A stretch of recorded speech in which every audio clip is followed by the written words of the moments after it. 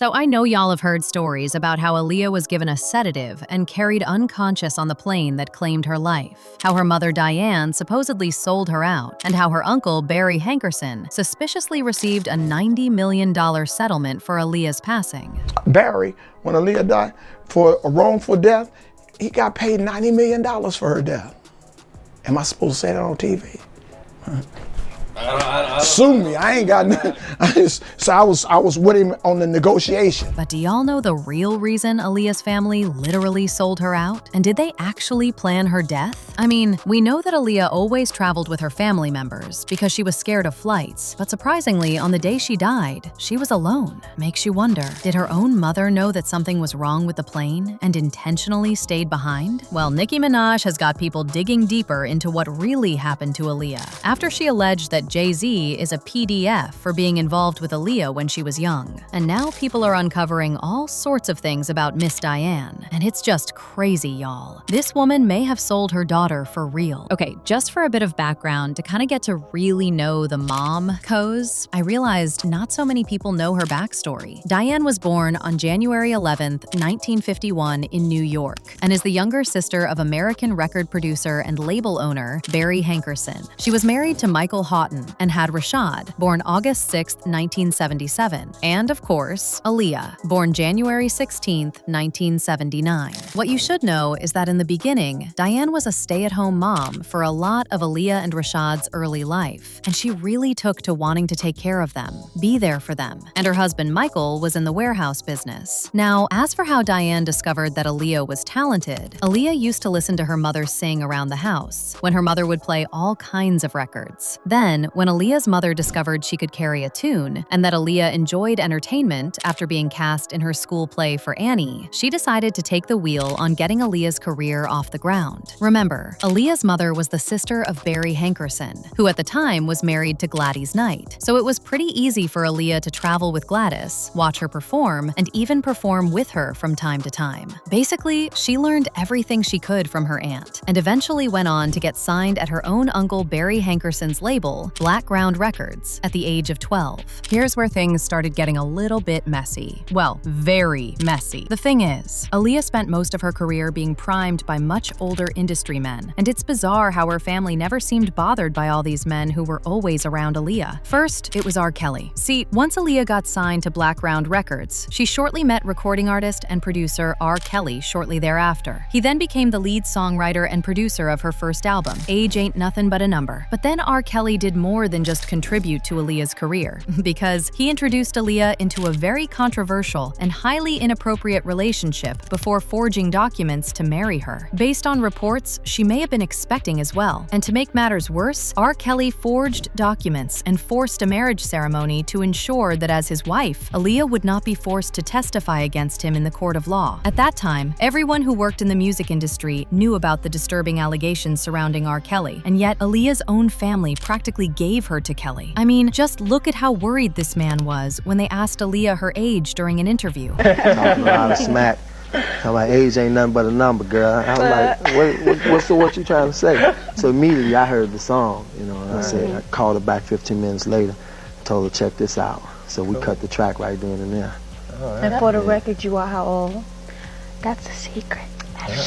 Women doesn't disclose her age. But it gets worse, guys. The 2019 Lifetime documentary Surviving R. Kelly alleged that Aaliyah's parents were in contact with R. Kelly when he married Aaliyah, and they assured him they wouldn't press charges. I know. What? And as a thank you, R. Kelly reportedly sold the rights to his first 3 albums to Aaliyah's family. Aaliyah's parents quickly also had the marriage annulled in February 1995, and an NDA was signed between Aaliyah and her parents with R. Kelly, vowing that they would never talk about it. And guess what? Aaliyah's mom even claimed that the background dancers and singers who claimed to have witnessed an inappropriate relationship between Aaliyah and R. Kelly were lying, and that they didn't know Aaliyah. Allegedly, Aaliyah's mom is even the one who convinced her to lie about the relationship with R. Kelly during interview.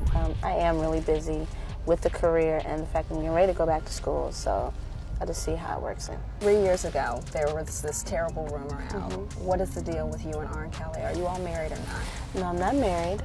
Robert's doing his thing, I'm doing my thing. He's a great producer, great artist who I do admire, and there's nothing there at all. Like, how disgusting is that? Honey, to a lot of people, it just never made sense how Aaliyah's mother allowed her to be around all these men. R. Kelly, Diddy, Jay-Z, Dame Dash, all these people were grown men. And others like Timbaland were also out here publicly saying that they wanted a piece of her too. Actually, in a 2011 episode of E! True Hollywood Story, Timbaland admitted he was intimately attracted to Aaliyah when they first met. But the problem is that they were introduced during the creation of Aaliyah's sophomore studio album, 1 in a Million, which she began recording at the age of 16, and at the time, Timbaland was 23. Another thing you should know is that Aaliyah attended Diddy's parties. I don't know whether she stayed for the FOs, but we have seen photos of her from the parties. Like there is a photo at Diddy's 4th of July party on July 2nd, 2000, where they are cozied up in bed. Diddy and Aaliyah have also been photographed together a few times, like this time in 2001 during the MTV Movie Awards, and several other times if you go down that rabbit hole like I did. In fact, she was always with those people. The next thing we know,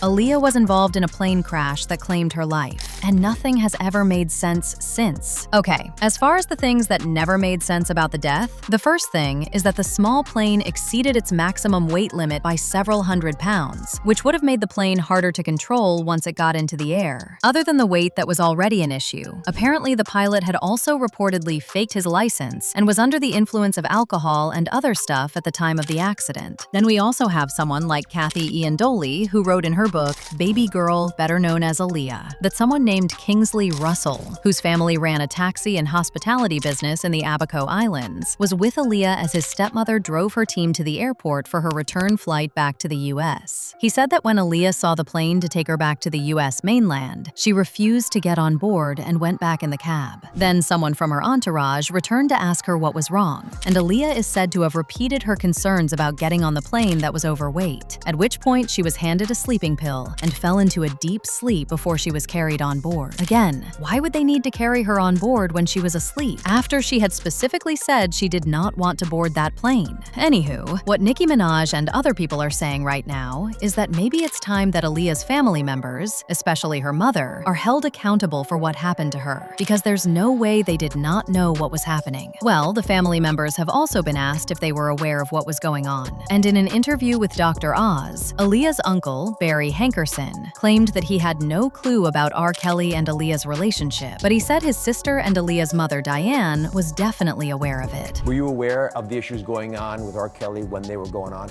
No. No, didn't have a clue. Completely ignorant to it. Do you think anyone in the family was? Yes.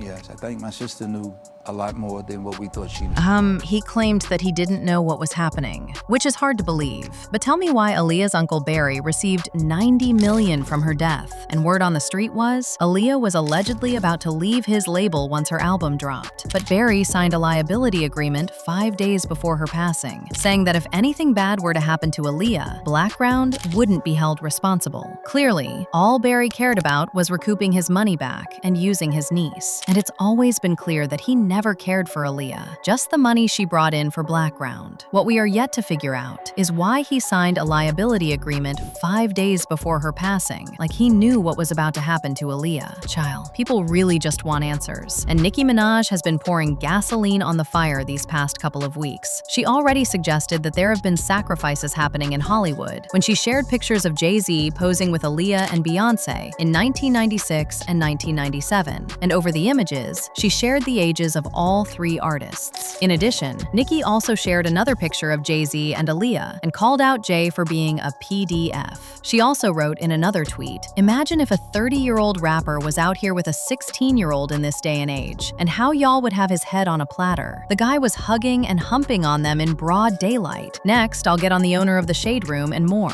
Well, now she has people looking into Aaliyah's mother and questioning whether her greed made her sell Aaliyah, and to what end, because she ended up losing her cash cow. I also wonder how Aaliyah's brother Rashad is dealing with all these, especially given the recent allegations. Baby, it's really sad, but I'd love to know what you think about Aaliyah's mother selling her out. So sound off in the comments section below.